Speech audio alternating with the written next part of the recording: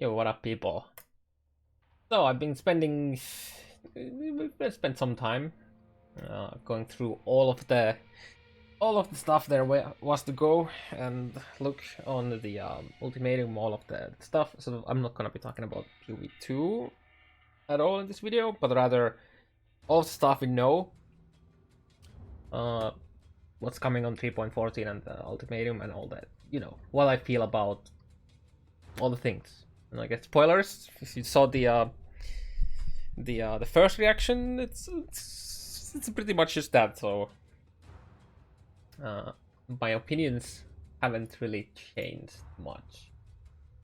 So yeah, so the mechanic itself is so, you know, we kind of get like ritual. Like we see this thing on the ground, we go and click it, we get the we go through a trial, and then this our boy Chaos, or I mean I don't think that's the name of the guy, but he comes in and, you know, you wanna do some gamba, where basically you just get the rewards or keep going. And when we got to like maps, there's up to 10 times of this, so you get like this, like you just get like stopped in the game during the mechanic. I don't know if you see it somewhere early here.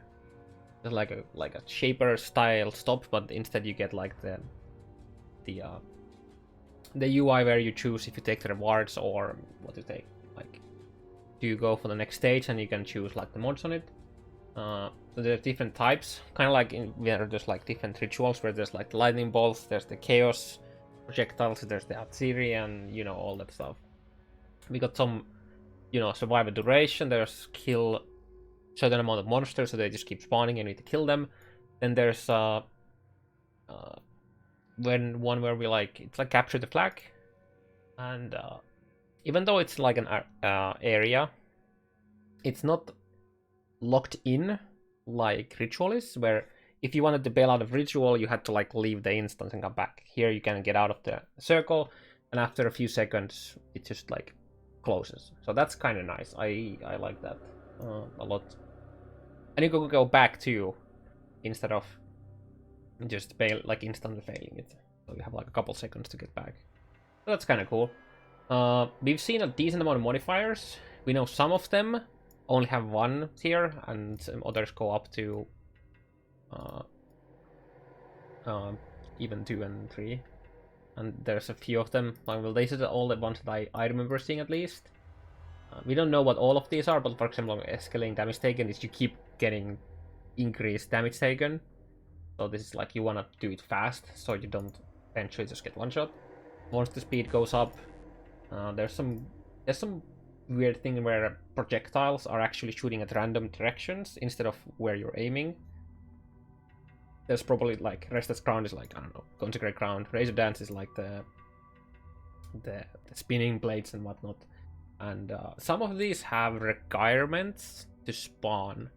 So for example, if you wanted to, like, there's one where the area goes smaller, but so to get some of the mods, you need to first make the area smaller, or vice versa. I'm kind of confused about that, because what Rory said in the Pay class is different from the game footage. It's like something could have obviously changed. I think might have been actually there already.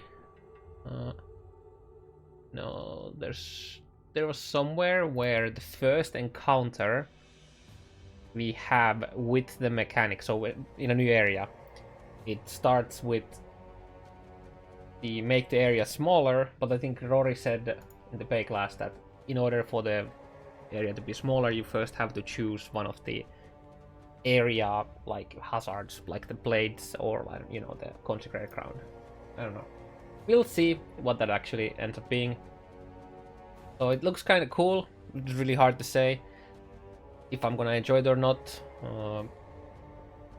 Some people might find it tedious. You have to get, like, there's so many stops, and I would assume that sometimes when you go to the next round, it's instantly gonna spawn monsters. And if there's already monsters shooting at you, there's some potential performance /lag /crash issues that might happen there. I don't know. We'll see.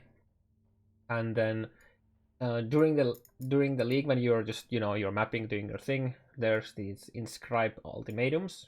Think about like blueprints from Heist League, and they are tradable. They're random drops, so you don't apparently need to do the league mechanic to get that. I wonder if you're gonna get more of them from the league mechanic though. I don't know, we'll see. And they are apparently more common in high tier maps.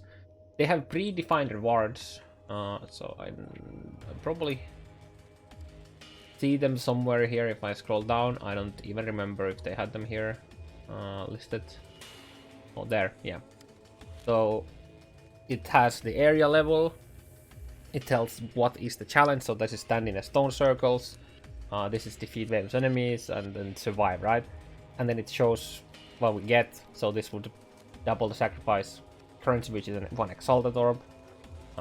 This is Nerfs cards, and then this is like swap a shitty unique into a better unique. There's probably gonna be a lot more of these. I wonder if there's gonna be any variables, like, you know, like sacrifice low tier currency instead of only like chaos or alch or something like that. Because if there's no variation, either these are going to be extremely common because there's going to be like the common ones and you're going to be just flooded with them, or they're going to be rarer and they're all going to be like actually somewhat like noticeable. Like for example, all of these are really good, like really good. So I'm not sure what's gonna be with that. We'll see. And yeah, these are the only ones that we know about so far. So double currency, double div card, and then swap unique for better. And this time around, they're currently making some party play changes, so that they're trying to make it actually feel good to play in a party play, where each of you have like their own rewards, and you can dip out from the mechanic while you're playing the same map. Oh yeah, and going back to the inscribe ultimatums, apparently when you go in, to go out, that's lost. So if I understood it correctly, there's only one attempt at that, instead of like, you know, you go in, you log out because it was too risky, then you go back into the fight. But rather, if you fail it, if you leave it, if you crash, it's gone. I'm not 100% sure if that's how it works, if people don't like it, but that's how I understood it, at least. But yeah, so the party play is nice. I don't really play party play, but for the people who are playing, hopefully this is good. Remains to be seen. Then we got the league mechanic, like the league reward changes / the old league mechanic changes. So I like this a lot. This is very good. So specific rewards from those leagues are now best obtained from that league itself. So for example, you're no longer they already kind of did this actually with prophecies, where getting prophecy like the chains or the multi-mod, etc. Now you don't find like rank 3 or rank 4 or rank 5s like from anywhere else. You actually have to do the prophecies, like the chains for that, which is nice. And it looks like they're doing like going with that route with other stuff. Like for example, Perandus coins, they're nerfing the Harvest Perandus unique sacrifice. Remnant, or like rather the corrupted essences like Hysteria, Delirium, etc. are now mainly or only obtained through actually using remnants on Scorn, Misery, Dread, and Envy. So that's really nice. Other changes. Atziri is getting 4 new uniques, 2 normal and 2 Uber uniques. We've seen one, we don't know if the unique is from Uber or from the normal, but yeah, it looks kind of cool. We don't know how good it's actually going to be because we don't know what the actual abilities on that weapon are, but it looks kind of nice. The Sacrificial Guard base, the base itself is getting a big buff, like a massive buff. So this guy, this here. This is gonna get an implicit global +1 wall skill gems, rather, not wall skills. So if you have a wall skill gem somewhere in your elsewhere socketed somewhere, that is still being affected by this. And this doesn't only increase the level of the wall skill, it also increases the level of the normal skill that comes with the wall skill, which is really nice, of course. So this is very big. Obviously worse than like double corrupting your items, but really good regardless. Labyrinth changes are fucking huge. I'm not sure if they're showing. They are shown here, or if I just have to. I guess I'll just have to edit like a couple pictures here. But yeah, so now you can see the enchants when you click on the. After you do lab, you click on the enchant thingy. You don't like get to like you don't like just randomly slap it on an item and you get an enchant. Rather, it shows you what you get, and then you put an item in, and then you choose the enchant. So that's very nice. So you can now decide. So you're not like strictly looking for like say boot enchants anymore. Now while you're looking boot enchants, you can get lucky and get like good helm enchants as well. And then you have to decide what to choose. I'm waiting for the inevitable screenshots of people having like the perfect boot enchant with really good 3 helm enchants, and then what do I take, dude? It's gonna be nice. And then Overlap is also getting 3 helm enchants, so it's gonna be 3 times as like basically every single lab is 3 helm enchant, like 3 labs when it comes to helm enchants. So that's gonna make the availability of enchants in the league, especially in trade league, even for like not so common bases, a lot better. And these 2 changes are making me actually think about making a lab runner this league, which is not something I usually do, but this year, because the helm enchants are actually insane. Yeah, it's very nice. And then they are removing the unique jewel reward. So those few people who are making, absolute massive money out of the lab racing can't do that anymore. Now they're just very rare drops from the chest. So that's really nice. Now you actually can get those in like, I don't know, private leagues. You can get these in. Yeah, it's just very nice. And then obviously the consume offering to get a random trial. Now, we actually had a pretty long discussion about this during the stream, and I don't actually know if they're gonna make it so that you can continuously keep chaining them. Like say we do our first map of the league. We get a trial, cool. Now we get the offering. Can I use that offering to just put it in the map device, run it, get another, and then repeat that until we do overlap? So you could potentially have overlap done, even in solo self-found, before you're like level 65, basically. And I'm not sure if that's isn't a bad thing. I mean, after the first character, every single character has access to overlap like immediately, right? So from that point of view, no, it's not a bad thing. Then you have to run them anyways. Instead of mapping, you're making your Atlas progression slower by running the offerings. You still have to run them, right? So from that point of view, it's fine. The only the really bad thing here would be that they don't potentially want to, make it too fast to get to overlap. Even though in Trade League, you just go into is it Global 820 or something like that, and you get all the overlap trials done very fast anyways. So I don't know. Maybe we can change them. I don't think they're gonna make it so that you consume it and you don't get anything in return. Because if they did that, then you would just open the trial, see if it's the one you're missing, and if it's not, then you just never enter it at all. So I don't think they would do that either. So it's either you can chain them until you somehow crash 6 times or die 6 times during your trial and you don't get the one back because you didn't complete it, or there's a chance to get one back. Kind of like with wall side areas. So it's either unlimited chain or that where it's like, I don't know, 50% chance or 60, 80 something percent chance to get it back. So you can't unlimited chain it from the first one you get. So I don't know, we'll see. I don't really feel strongly about it either, but my personal guess would be it's like the wall area where it's like random. Either way, all of the lab changes are just like, they're just massive. I love them. Perandus, so they're updating the pool of uniques that Gadiro is able to give you, which is really nice. That's been kind of out of date for a long time.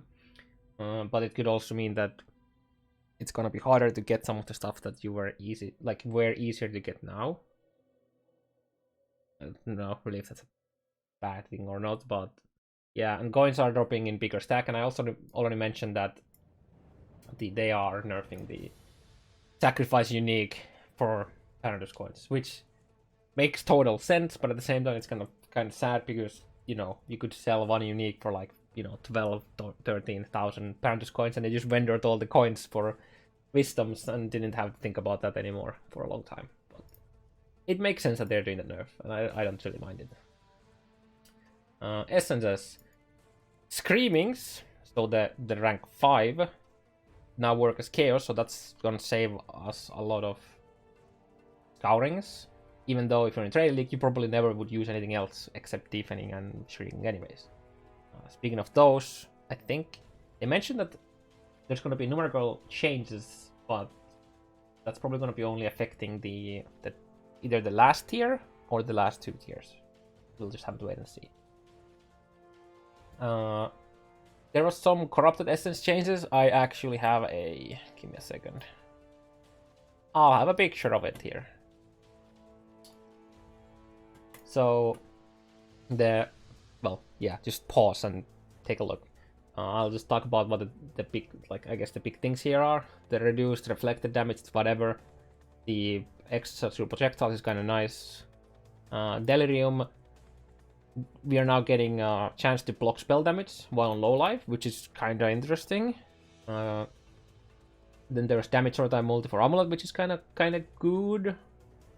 I think the ring change is actually a nerf for the most part. 40% poison damage with poison versus Doom. I don't know. Hysteria now has more damage while on low life, which is really nice compared to just chance to ignite. And horror apparently didn't get any changes, which is, I guess, kind of fine. Most of these are good, all like anyways. Except like chill nearby enemies when you block, that's kind of useless. But yeah, so most of these are kind of nice. Then there was mention, again, I mentioned earlier, that the only way to get corrupted is through remnanting the 4. And I'm assuming that we can still use the harvest swap to swap between the 4 different ones, because that's not like getting the last tier, but rather changing it to another one. I really hope the harvest swap is still gonna stay, because that's how I get my deliriums every time. Breach, there not much changes were done there, but the change that was done is massive. Now you can use the blessings of tool, etc. to upgrade the breach stones. So that's insane. That's really big. Abus got a lot of changes. So they're buffing the jewels. Kind of weird because the jewels originally were OP, and then they nerfed them, then they nerfed them again, and now they're buffing them again. So currently there's only 2 belts that are ever worth mentioning, like belt types that are worth mentioning over Stygian wise, and that's a heavy belt if you needed maximum strength scaling, which is very few cases, and then a crystal belt. And even a crystal belt kinda loses to a Stygian when you have an actual really, really good jewel in there. Even though it depends. Like if you're like in stacker, then Stygian is better. You want it depends. If you don't have much ES from your gear elsewhere, then crystal belt is better. But yeah, this also means the Darkness Enthroned now that was recently buffed, so it gives higher effect from the jewels, is now gonna be much better. than before. And then Replica Shroud with the 6 jewel slots is gonna be pretty cool as well, depending how big the buffs actually are. You're getting an Abu Scarab, which is really nice. Especially if they are keeping the +3 item level drops and whatnot. So it's much easier to brute force getting the high tier bases early. But other than that, just okay, cool. We're getting some new mods. I've only seen Curse Effect and blinded by enemies blinded by you have 20% rate of crit chance, which is kind of cool, I guess. That's yeah. Which could mean that they're potentially going to be harder to roll because we have new mods now, but we shall see about that. Bestiary, there was actually a big change about so when you split, now they are marked. The item both of the items are marked with split, and you can't split them further, and you can't use an imprint onto the split. But I'll talk about it a bit later. We're getting some generic exalts, so like we're getting Beastcrafts that we can use to exalt influenced items. It's not like a, exalt like add a life modifier to an influenced item. It's more rather add an item or add a modifier into influenced item, or rather not a generic influenced item, but like a specific one, like Elder Shaper or whatnot. But that's kind of cool, I guess. That's another exalt without actually using an exalt. We're getting the same for maps. I kind of feel like this is a meme, apart from the days when we used to exalt maps. You really didn't. There were very few cases where you would ever considering exalting maps, even back in the day. But yeah, I feel like that's kind of meme. Binding and Horizon crafts. This is actually very interesting. The 2 beasts that are required to get the binding craft that we saw are both seen in Act 2 already. So you might actually be able to have a binding orb as early as Act 2. Binding and Horizons can also, or like binding can now drop from monsters randomly. We don't know at what point, but I'm not expecting it to drop very early or very commonly anyways, because it's basically like multiple jewelers and a fusing orb, like and fusings together. So I'm not expecting it to be super common. But yeah, being able to get the binding as early as Act 2 if you see 2 correct beasts is quite insane. Quite frankly, because normally the earliest place you can get a 4-link is killing rare enemies in the zone where Val Oversoul is. And then when you're in Act 3 town, you can buy them at level 24 and forwards. So getting these in early Act 2 is quite the power jump early. And if you get these in like raids, that's pretty nutty.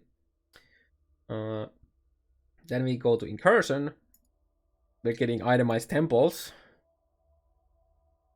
If you somehow, missed that, we're getting itemized temples. This was one big thing. So when they changed, when they did the all left, you can use your master missions whenever you want, kind of thing, on the maps you want. The one thing that we kind of left like wondering, why didn't they make it so that we can do the temples when we want? And now we're getting that. So that's absolutely massive. Which also means you can now sell corruption room temples or like gem corruption room temples.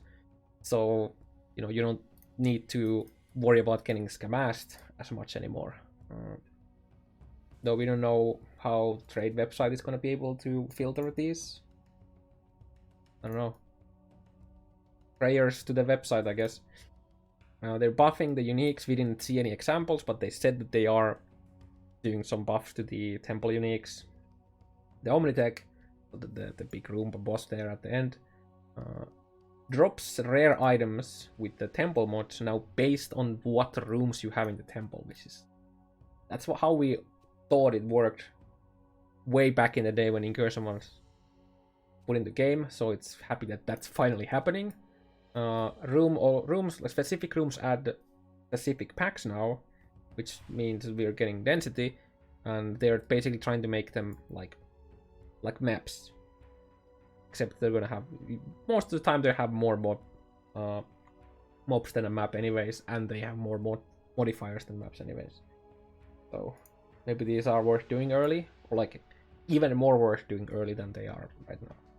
And then the generic, they're just trying to buff the rewards of the rooms in general to be a bit more competitive compared to other new league specific rewards, or like new rewards in the recent leagues. So that's nice. They're buffing the early game, so like 200 to 800 especially, and they're nerfing the late deep delving. Remains to be seen how much, but the fact that they mentioned specifically the 200 to 800 range is really nice, especially from like a hardcore player's perspective, because that's the range where you're most likely gonna be farming stuff in hardcore. There are very few people who get to like 1000. Yeah, I like this. This also means that I'm assuming there's gonna be less fractured fossils, etc. out there. That's kind of like the feels I got out of this, that they want to get rid of that, like, because after a certain point, like every single node is like a special node, so I think they're getting rid of that, and then they're making the special nodes much more common in this range, which is nice. Then we get to Betrayal. There's actually a lot to talk about this. So this amount of the craftable veiled mods that we get from the bench crafts got nerfed. For example, the elemental avoidance, stun avoidance craft now caps at 30, while currently it's 35. For the most part, that's not a big deal, but there are builds such as, like, if you normally had stun immune, sorry, elemental avoidance, like elemental ailment immunity, by getting 25% roll on gloves and a helmet, get the 35% on your chest piece for 85, and then anointed crystal skin, which is another 15%. Now that only caps at 95, so either you need to anoint something else, or you need to get something like shaper boots instead of the helmet. Instead of the helmet, gloves, or the chest piece, or something like that. So personally, I don't really get this nerf. Like, 3 items, three affliction items and an anoint is already a lot. So personally, kind of weirded out by that. And it's also like ailment immunity, like elemental ailment immunity, is like way over valued, I'd say, early. It's really important for something like Gauntlet, but for like normal gameplay, you don't really care about that until you start doing like Cirrus, or you know, the super late Conquerors. So I'm kind of weirded out by that. Unveiled mods. So when you find an item that has an unveiled mod, now those have like these are now higher than they currently are. On top of that, I guess I'll talk about that in a second. So they want the craftables to be weaker than the ones that we get by normally unveiling. Sure, makes sense, I guess. And then they are adding a new orb. So I mentioned the binding orb being able to drop from monsters. We're also getting a veiled chaos orbs that always guarantees a unveil mod. These will not give member specific ones, so you're not going to be getting mana cost reduction rings. You're not going to get I think it's Gravicious or ES, or life gained as like ES. You don't get, you know, Wagon's hits can't be avoided. You're not getting stuff like that. You're just getting the generic unveil mods. And you can actually see the list. I guess I can look. Actually, wait, yeah, I can log in quickly to show you what I mean. Because if you, I guess in case you didn't know, when you look at the crafting bench, there is a undiscovered portion here.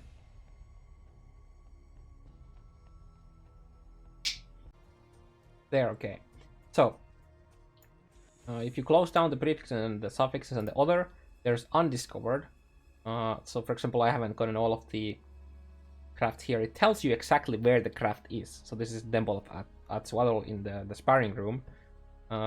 Same goes for the Veiled. So in here you can see which one is generic, like specific to a certain member of the Syndicate, or if it's just a generic one. So for example, here, attributes, unveiling certain body armors from Hillock, avoid freeze, certain boots from Rin, etc. Versus just unveiling gloves. So you have that kind of thing to check. So those are coming from the Veil Chaos. And then you're getting incubators for Blight, Delirium, Metamorph. Just kinda nice, so I don't mind that. Cool.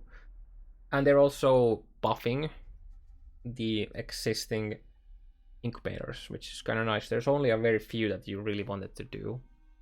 Aisling can now give build items of the other Betrayal members. I believe this is probably gonna be rank 4 requirement, which we'll talk in a second.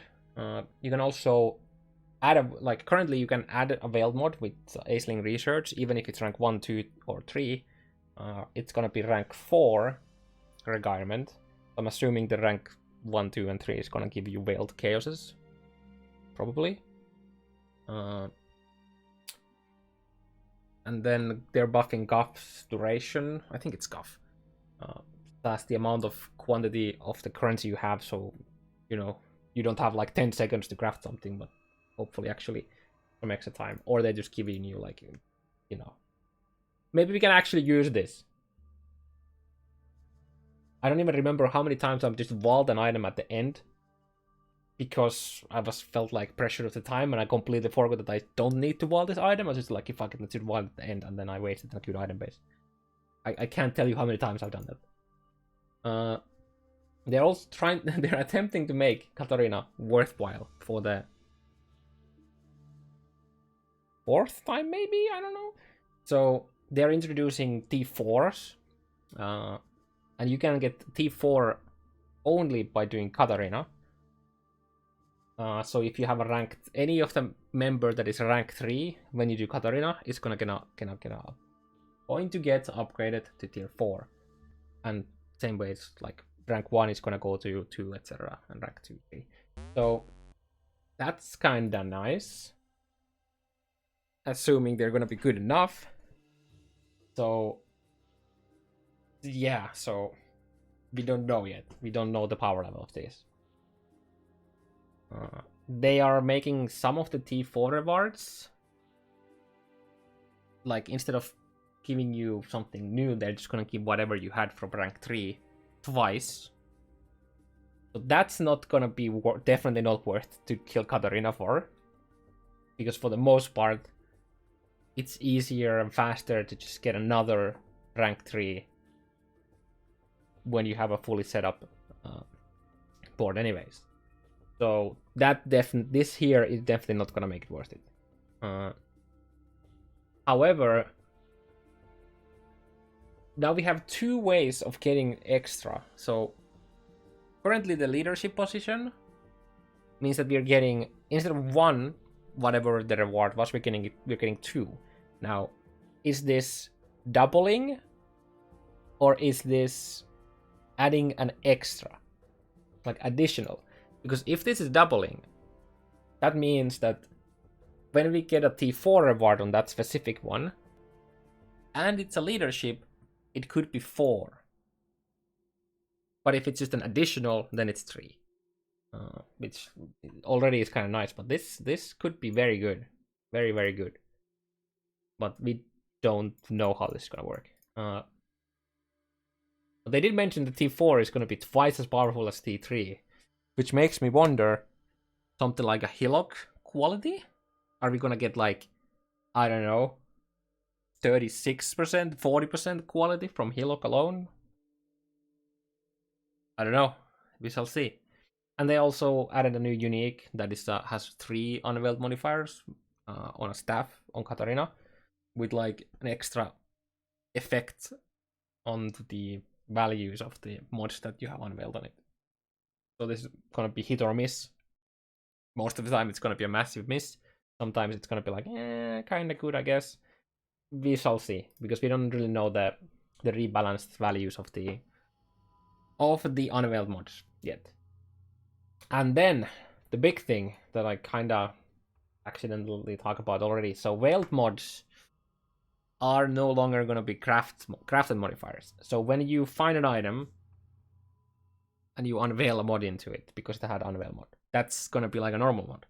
Also, the Aceling, what I mentioned earlier, when you get the rank 4 Aceling to add unveiled craft, I'm not sure if it's going to be able to give us 2 crafts still, like currently rank 3 is, or it's just always 1. I don't know. So that's basically going to be an unveil exalt. And then what mods you get is no longer based on the item ID. So what that means is currently you have an item, you have a random wand. Whenever you put a veiled mod on it, it always has the same outcomes. Whereas with the new system, if you, let's say that we had a item that had like 3 suffixes and then we always get a prefix on it, they're always going to be different now. So this means that it's no longer easy to get like, trigger socketed spellscraft like cheesed with the Aceling or anything like that, which I think is totally fine. So yeah, you can't re-unveil the same item to finish the craft requirements. Oh yeah, they also said that it's gonna be slightly faster to get the maxed out crafts. Like there's less unveils regard to get the crafts, which is nice. But in general, from this change, I have slightly mixed feelings. Because so we're gonna get stuff that we've never been able to done in the game before, and that is you could potentially have an item that has 6 veiled modifiers. Literally, just 6 veiled mods. Which is kind of cool. I haven't actually looked into if there's anything really useful out of that, but that's kind of neat. It's gonna be harder to veil a really good mod on items to finish them off. So let's say that we have a perfect 4 mod item, and we want like 1 random craft on it, and then we would really want to unveil something on it. Let's say we wanted to unveil let's say that we wanted to craft a +2 support gems. Now, this is speculation, but maybe that's gonna be potentially +3 if we can unveil it through the new system. Maybe, I don't know. It's just an example. So we would want to do the unveil exalt. So because it's no longer a crafted mod, you can't just remove it with the bench craft and try again. Because if you could do that, you could just do that infinitely with the new Aceling exalt until you get the good mod. But because the harvest removes are gone, there's no way to safely remove the unveiled modifier. So this is actually a risk. Instead of just an exalt, it's an exalt with 3 possible outcomes and a limited pool of mods you can get. So that's kind of neat. It's also kind of sad because I was excited to be able to go hunting, like finishing an item with an unveiled craft at the end, but that's gone. And again, it's an exalt without consuming one, but it has 3 options, which is kind of neat as well. So instead of just closing your eyes and slamming an exalt and then seeing that you got something shit, now you're gonna see that there's gonna be 3 options and they're all still gonna be shit. So this, that's kind of neat. Also, again, depending if how the balancing goes here between the veiled mod versus the crafted veiled mod through the bench. If they're actually buffing most of the veiled mods, this could mean that currently I think it caps at 16 chaos, the chaos resist hybrids, or 15. So what if with the new stuff we could be able to get, I don't know, say 18. So that would mean that in order to get those last min-max things. If this was one of the min-max things for you, I guess most of the time it wouldn't. But that's kind of interesting because it could allow you to finish off the craft in the hopes of getting that better version of the Chaos Stress Hybrid. So that's kind of neat.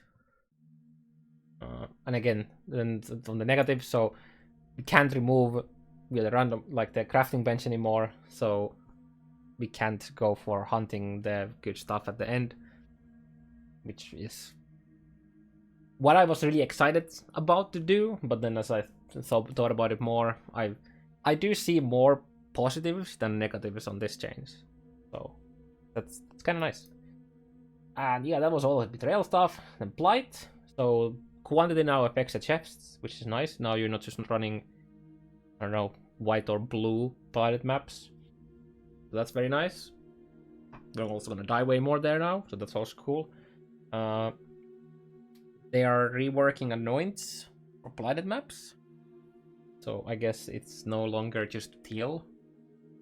We'll see. And then they're adding a new oil, Tainted Oil, which allows you to anoint corrupted amulets. Or I'm not sure if it's corrupted talismans only or corrupted items in general, because there's there's the Globus boots, helmet, and the chest piece from the Blight that can also have an anoint, right? Actually, I don't remember the full chest, but yeah, either way. And the only way to get the Tainted Oil is by running corrupted Blighted maps, which is kind of cool. We're also gonna get Blight Scarabs, yay! And we're gonna get two more catalysts. We're gonna get speed and crit catalysts, which is kind of nice. Also, I'm not sure why I'm having it under Blight when it probably should be under Metamorph, but yeah. And then Harvest, well, we all know the big Harvest crafting nerf stuff.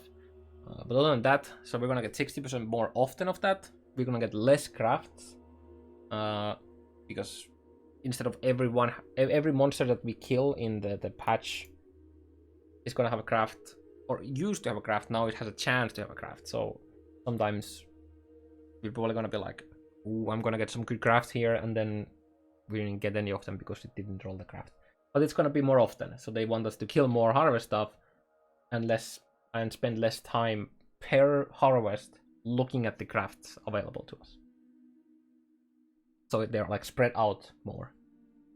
And then, yeah, crafts in general are gonna be nerfed because they're removing all of the specified type divines, like, you know, reroll the mods of fire mod, like the fire mods on this item, so you can't like use that to divine. But I'm still assuming we're gonna have suffix divines, prefix divines, and lucky divines. So I guess the prices of divines are probably not gonna go up a lot. But yeah. And then obviously the Perandus coin unique sacrifice is gonna get gutted, most likely. We'll see.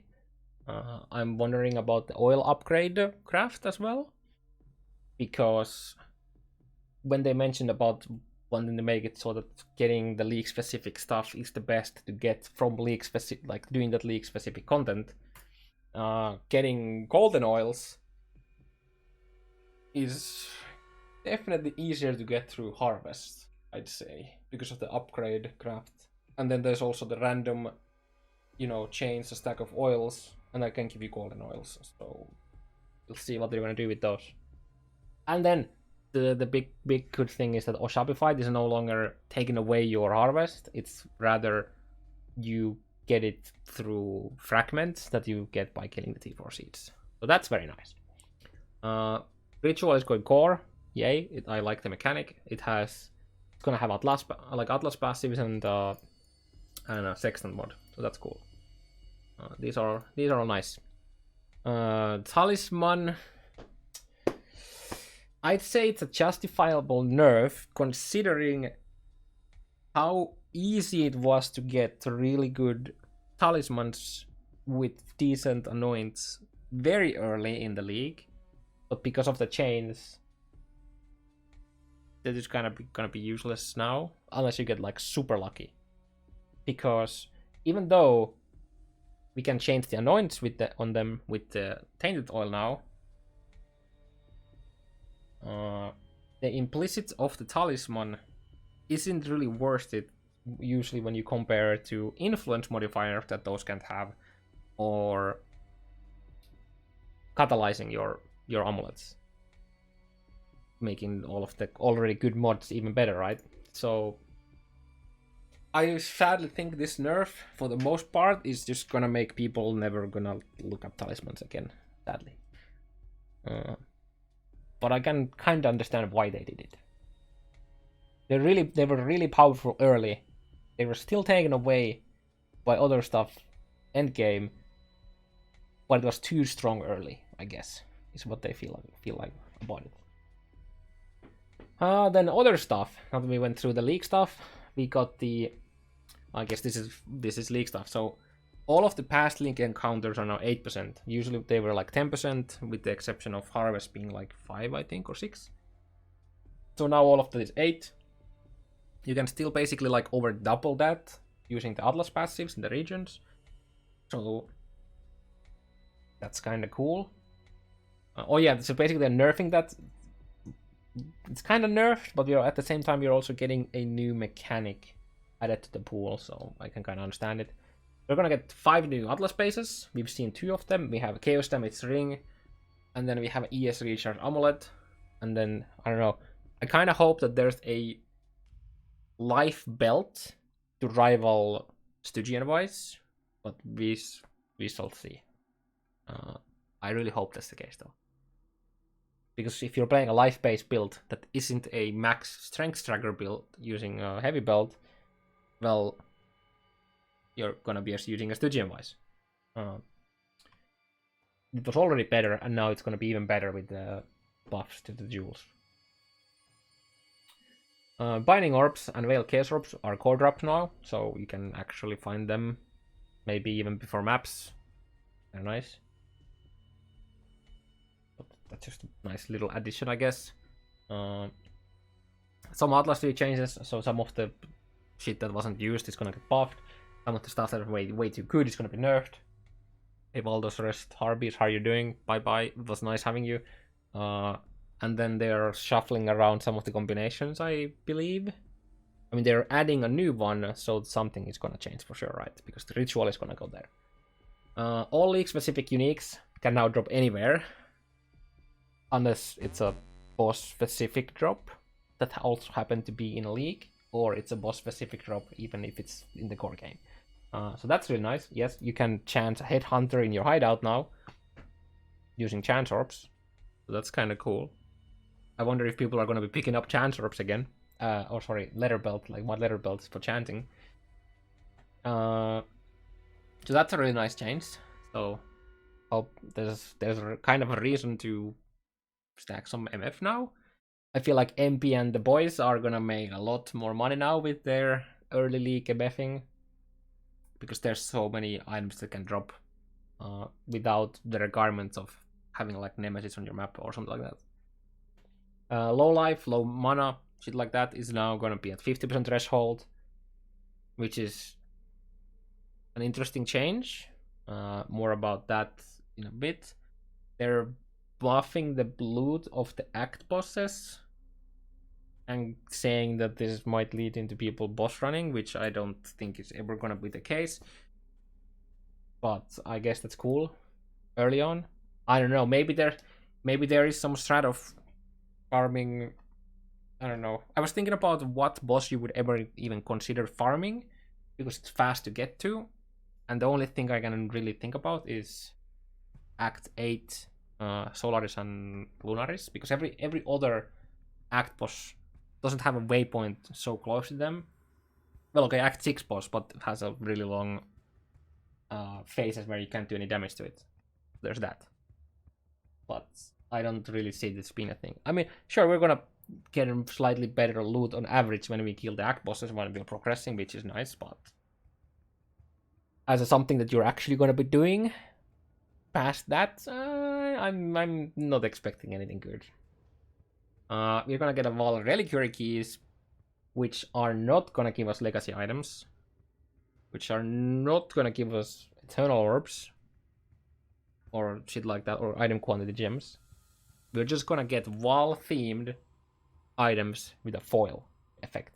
That's how I understood it. So the big difference here is that all of the uniques that you can get through this have the same weighting, which means something like the upgraded Achiri's Mirror Shield or whatever is gonna have the same chance as getting like some of the trash unique, which is exciting. So that means that whenever you do get a Reliquary key, which is gonna be more rare than the other Reliquary keys were, it's actually gonna go. It's gonna be super exciting to go in there because now you have a much higher chance of getting something good than before. So I really like that. It's gonna be more rare, but whenever you get it, you're gonna be more excited about it. And then I guess we're going to get slightly into talking about the split piece chains. So previously, you could have an unlimited of dupe machine of 6-link, 6-socket white items with like 30 quality. And it's actually super cheap in trade leagues to just buy a 6-link, 6-white item. Because of that. Because it was literally just a beast. The cost of the beast was the cost of the 6-link pretty much. After a while. And so that's no longer going to be a thing, because when you split an item once, you can't split it again. Or the item that was split cannot be split. And you can't... The split was also used together with beast imprinting to dupe stuff like merciless jeweled foils for crafting. So what you would do is, you would, for example, let's say I have an item. I have just a merciless item, like merciless mod on jeweled foil, nothing else. I regal it, now it's a 2-mod rare. Before I did that, I used a beast imprint on the merciless item, and then I split it. Now I get 2 items. One of them is a blue with merciless, and the other item is a blue with some other trash mod we got from the regal. Now you had a 50% chance that you could use the imprint orb into the new trash item, resulting in 2 merciless items, and then you could just keep doing this, copying items for crafting. So that's all gone now, which is very good. Before Harvest, that was the way how people crafted like the absolute like god tier items before. But that's gone. Because you could just imprint a good one more item, then you could do Aug Regal and see what you get. Or like you would do a 2-mod item, you imprinted, if the regal didn't hit, you went back to the same, and then you just continued doing that. So yeah, that's gone. So that's a very good change. Witnessing is only now for map owners in some cases. I don't remember, I think it might have only been for the specific boss fights. And this is also a very good change, because people were doing multi-clienting, so you're allowed to have 2 POE accounts playing at once, but people were cheating and having more than that. So you could have 6 witnesses of Uberat by doing Uberat once, because of that. So that meant that if you weren't doing that, it was never ever worth it for you to buy Uberat, because instead of 6 you only got once. So, and then when you did the actual Maven invitation with Uberat, the feared, so you get to do it much more often with less Uberat sets. So that increased the price of the sets for both Shaper, Elder, Uberat, all of the high-end bosses by a lot. So they are removing that, which is good. Because it was ever only worth buying those if you were doing that specific thing, which is kind of eh. So these 2 were like massive changes. Nice. Some to talk about the skills and the supports. I really like the life costing skills. They're really cool. But at the same time, I kind of like playing CI tricksters, so I'm just like, can I use them? Well, I can if I use them on triggers. So you could use those on CI builds if you do like cast on crit, or if you're slinging them, I assume. I assume there's the mana cost is going to be from mana pool and not from your life pool. So that's kind of interesting. And in general, they're just really cool. I really like the split of the blood magic support gem to for auras and for like supports, like attacks and spells and shit like that. It has a bit of aura effect, like the arrogance, which is the aura, like the reservation version of it. And it has a lower starting multiplier than the current blood magic, which is kind of interesting. I wonder if it's gonna meet so the current one is 245%, and the new one is gonna be 220. So I wonder if they're gonna scale to the same point at level 21, or if the new one is gonna have even lower cost than the new blood magic. Because if that's the case, that's gonna be very interesting for reserving auras on your life, or like buffs and whatnot. We shall see. And then we have life tap that gives you life tap for 4 seconds, which gives you more damage for the stuff that is linked by the life tap. So you could have a high level life tap somewhere, and so it's like you get it when you consume a certain amount of life, kind of like Arcane Surge. But it didn't look like the life tap effect scales based on the level, so that means that you could use a low level proc life tap for that, but I'm not sure how useful that's gonna be, but something to keep in mind, I guess. The cruelty is like a hybrid hit dot support gem. We don't really know exactly the values of the cruelty yet, so we don't know, but I guess that's kind of cool. And then we have Bloodthirst, which is flat damage. Are they showing it here? I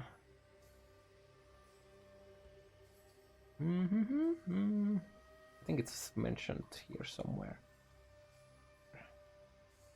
Bloodthirst supports adds percentage of your life as physical weapon damage. I believe it's like 2%. I don't remember the values, but yeah. This is very interesting, like very interesting, and I'm kind of expecting Mathiel to start the league with a low life spectral throw using the Bloodthirst support. I would not be surprised one bit if that was the case. And it's kind of interesting because in the trailer,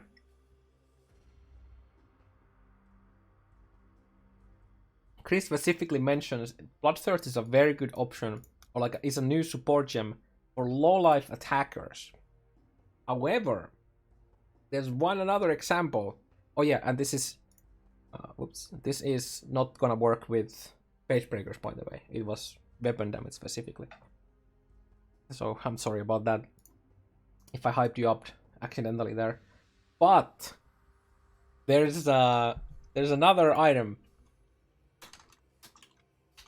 which requires you to get a lot of flat damage to make the item work, and that is Pillar of the Cage card, where you get physical weapon damage per strength, you get attack speed by dex, and AoE by int.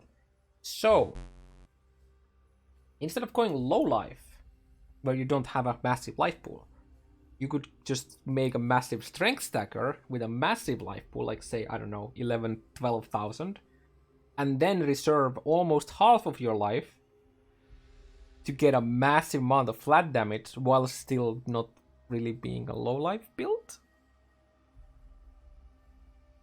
And do like massive damage with Pillar. So that's kind of cool. So it's not only for low life builds, it's also very high life builds potentially. Well, probably Pillar is the only thing I can think of right now, but yeah. And then we got some numerical wild skill buffs, and we're gonna be able to recharge them faster during boss fights from like uniques. That's kind of cool. And then there's a change to Atziri's Ring unique, that there's a chance of getting souls back or not consuming souls when you use a skill or something like that, I think. And with Val's skill duration. I kind of wish that was... Actually, I might have mentioned it here. Yeah, I'll talk about it later, so let's just do... Yeah, I need to do this so we can see the top. So let's just talk quickly about the unique. So we have the Glimpse of Chaos, which is makes your chaos resist 0. So for a lot of builds that could mean 60 chaos resist, but it has a reduced lightning, fire, and cold res, with also giving you life mana, like increased life mana and ES based on those as well. Or like it has increased life with reduced fire resist, for example. And it has that line 3 times. I'm not sure if it meant it's included here. It might be, I don't remember. Either way, that's kind of interesting. Not specifically because of that. Yeah, here. But because you can corrupt unique modifiers on it that you wouldn't otherwise be able to, such as the nearby enemies are crushed, and I think there was another mod as well. Oh yeah, you could potentially... You're able to remove individual lines of this item, which is kind of interesting. So for example, you could... Let's say that you're just playing a life build that wants to get chaos. I mean, there's better options, just a heads up. But you could like potentially remove the increased mana and reduce cold res, and increased global energy shield and reduce lightning res mods with the wall, only leaving the can be modified while corrupted, max life, reduce fire res, chaos resistance 0, and have a good implicit from the corruption. So that's kind of interesting. It's an interesting helmet. We need to kind of learn what the actual value, like the implicit possibilities are before we can really judge if it's like insane or not. Then we have the new shield, the Keystone shield. I can't really talk about this much because we don't know what the Everlasting Sacrifice like Keystone is. But let's just imagine it doesn't exist here. So this makes it so that all of the damage bypasses energy shield. You have no life regen. Energy shield recharge applies to life recharge. So despite not having regen, you will still have life recharge whenever that kicks in. So that's kind of interesting. You have a much stronger leech. You have extra maximum chaos res. So if you're talking about just a unique build that you could use with this shield, ignoring everything else, just like a concept, is you could play a life mana MOM build with Eldritch Battery, because all of the damage, like without having an actual high ES pool, and use Energy Shield Leech in yours. Like you could entirely solve your potential mana issues with a build with this, and then have all of the damage split between life and your mana pool without ever running out of mana, because you use Energy Shield that has Energy Shield Leech. So despite not having ES recharge keeping it up, you have the Leech that keeps your Energy Shield up, so you can always keep casting whatever you're doing. So that's kind of interesting concepts. I'm not sure how good of a build it would be, but that's like what this would allow you to do. Also have insane life leech, of course. So that's kind of interesting. But it's hard to say because we don't know what the last mod is. Then we have a decent MOM shield from the lab, which is the Scales of Justice. So if you have life and your mana pool be within 500 of each other, you're getting decent buffs. I think it's like a crazy amount of damage, like flat fire damage or something like that. Which also is both for attacks and spells. That's kind of interesting. Then we have Cane of Kolvak, which is the Betrayal unique with the 3 unveiled mods, and then it has, I think it was 75% increased effect of the mods on it. So this could be, I guess, good potentially. I'm not sure.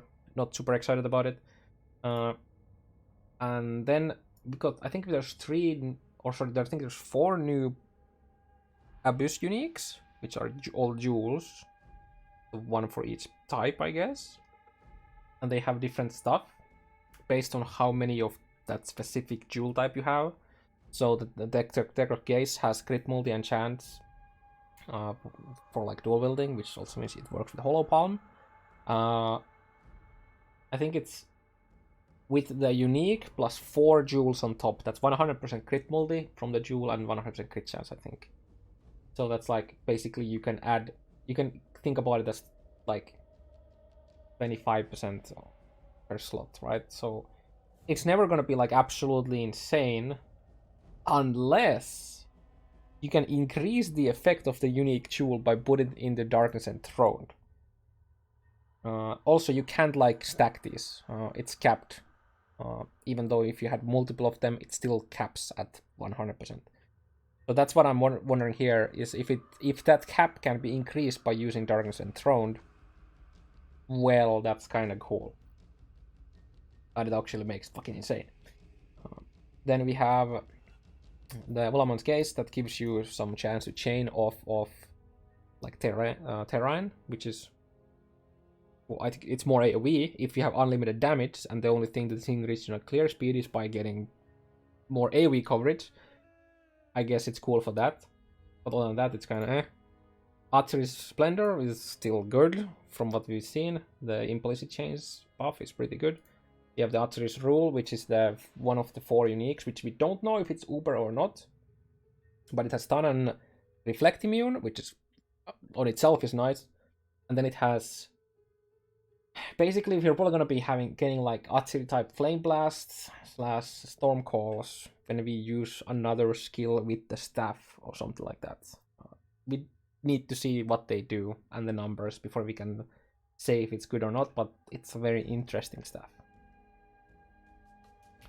And then we have the Artillery's Ring, which it's very niche, but it could be useful for Val skills. It's limited to 1, so you can't have like 5 of them to have 100% chance to, you know, sustain your souls. But yeah, I wish it was like more consistent, that instead of having a chance to, I can't remember, give me a second.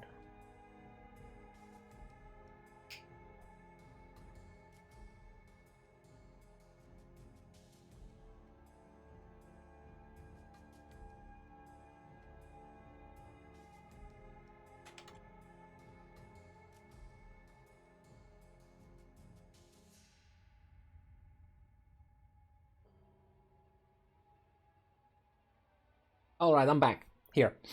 So it has a Vault skill effect duration, which is an old thing. Then Vault skills have a 20% chance to regain consumed souls when used. So it's limited to 1, so you can have 5 of these and have always, you know, get them back. But rather, instead of having 20% chance to regain souls, I wish it was, I don't know,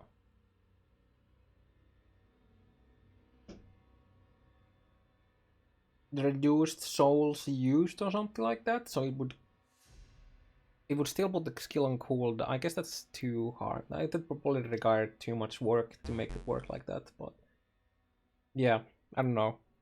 This might. I'm pretty sure if you're making a Val skill heavy build, you're probably gonna use this because you have a 20% chance to use it immediately after, like twice. So it's kind of cool, I think. From that. Yeah. Actually, wait. I'm not sure if the regain consumed souls when used means that it's also going to bypass the cooldown. I assume it's going to do that because it's soul gain prevention. So it's just you get all the souls back, so you can just use it twice. And then when you use it again, then you're gonna go to the soul gain prevention. So yeah. Either way, it's kind of interesting. And I hope I didn't miss anything important at least. I'll put this into a paste bin in the description if you wanna read it for yourself. Like kind of notes I made during the stream when we were like making our deep dive into it. But yeah, this is already too long of a video.